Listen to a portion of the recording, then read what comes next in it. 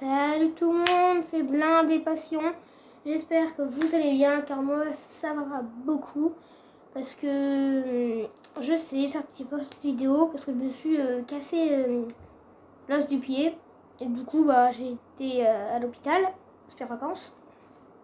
Mais bon, je suis là, on fait une vidéo. Bon, je viens à peine de me remettre, du coup je pourrais pas faire des vidéos genre claque une porte, me casse et tout.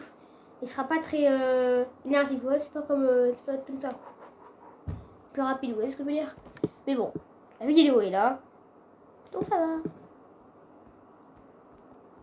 Donc aujourd'hui on va parler du Saumua S35. Voilà, ce char français, hein. Je sais, il est moche, mais là je suis assez bien. Voilà, je trouve que je l'ai bien fait. Parce que regardez, j'aime bien faire un truc en vidéo. Genre là, j'ai fait le B1 bis, parce que c'est mon char préféré. Donc c'est le premier char que j'ai fait. Et hop. Et j'ai même fait le Panzer 4.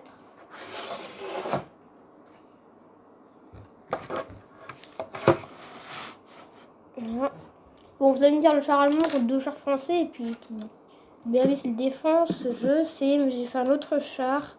Mais il ne faut pas directement vous le montrer. Il faudrait que j'enlève la tourelle du Panzer. Ce serait le Stug 3, ou Stug 4, pardon. En gros, on prend le châssis du Panzer 4, on met la tourelle et la mitrailleuse ici, et on met le même canon ici, mais sur le châssis plein chasseur de char. Mais il faudrait que je fasse une manip gigantesque, il faudrait que je me lève, et je vais expliquer un bout de vidéo que je me suis à peine remis de mon séjour à l'hôpital. Voilà. Donc, on va parler du Saumua S35. Ah, tiens, c'est fragile. Donc, ce char français.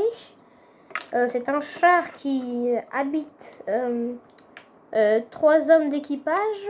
Je suis pas sûre, je crois que c'est 4, mais je sais 3 ou 4.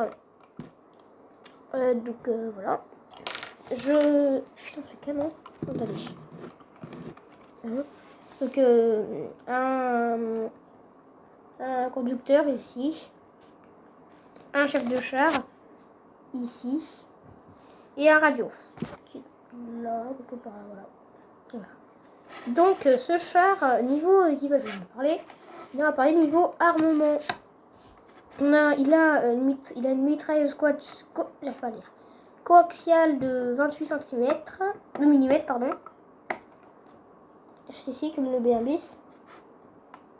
Et un canon de 40 mm assez court. Enfin le même. Enfin si, il est très bien, c'est comme le 47, je retire ce que je viens de dire, c'est le même que le B1 bis.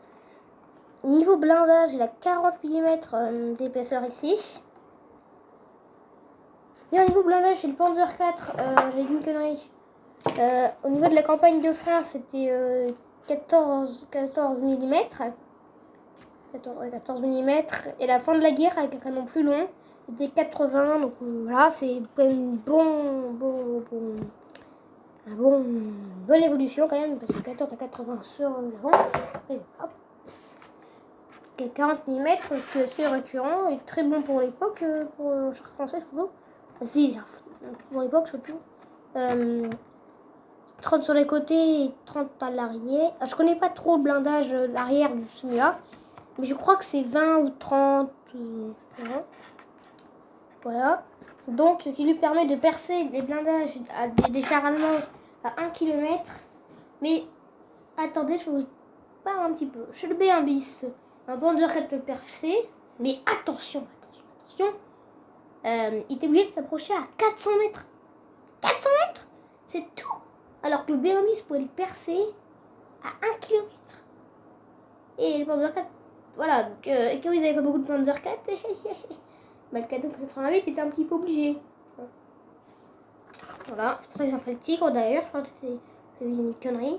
Moi, je dis beaucoup de conneries dans les vidéos. Mais bon, j'étais jeune, j'étais con. Très con. Voilà. Et je crois que je me dis bien lui, c'est trop. Mais bon. Voilà. Donc, non, j'ai pas de conneries. Voilà. Et c'est une très très longue. Mais là, avec le 40 mm et pas les 60 bien, en fait, c'est que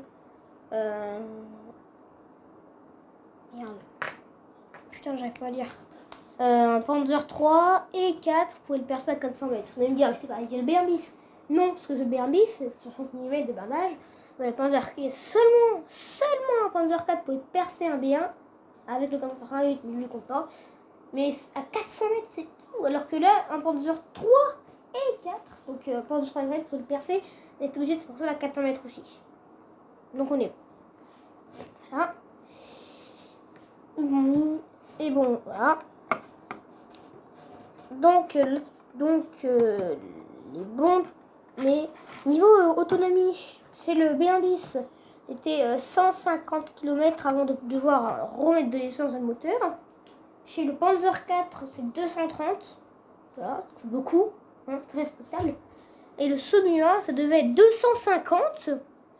Mais parce qu'à l'arrière, il avait un moteur de 100 litres et un moteur de 25 litres. Le moteur de 25 litres s'auto-remplissait de 100 litres. Du moteur de 100 litres. Enfin, voilà. Mais les équipages pas assez formés ne savaient pas qu'il y avait un réservoir de 100 litres. Du coup, il mettait de l'essence dans le moteur de 25 litres. Du coup, ça réduisait son autonomie. Attention, roulement de tambour, c'est très très faible.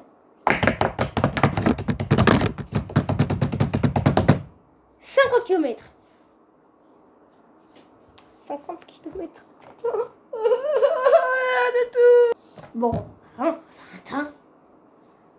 Il est pas assez formé, désolé. Hein. Putain. Une mouche. Une mouche. Voilà. Sinon, donc, ces bons points sont déjà son blindage. C'est très respectable pour l'époque. Son bon 40-47 et sa mitrailleuse. Et son très bon moteur et sa bonne vitesse. C'est pas autonomie, bande de bâtards. Ses très mauvais points sont une personne à la tourelle, comme le B1 bis, très récurrent par des chars français. Enfin, c'est pas une personne c'est pas une tourelle à une personne, c'est une tourelle à une personne et demie. Ce qui fait que s'il y avait un radio, le radio pouvait aider le chef de char à charger son canon ou sa mitrailleuse. Son autonomie. Et puis, son faible coût de production.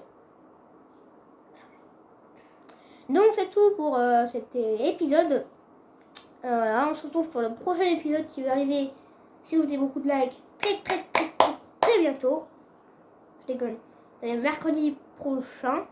Samedi prochain, pardon. Ah non, je pourrais pas samedi prochain, parce que je rentre de vacances. Donc mercredi prochain. Plus.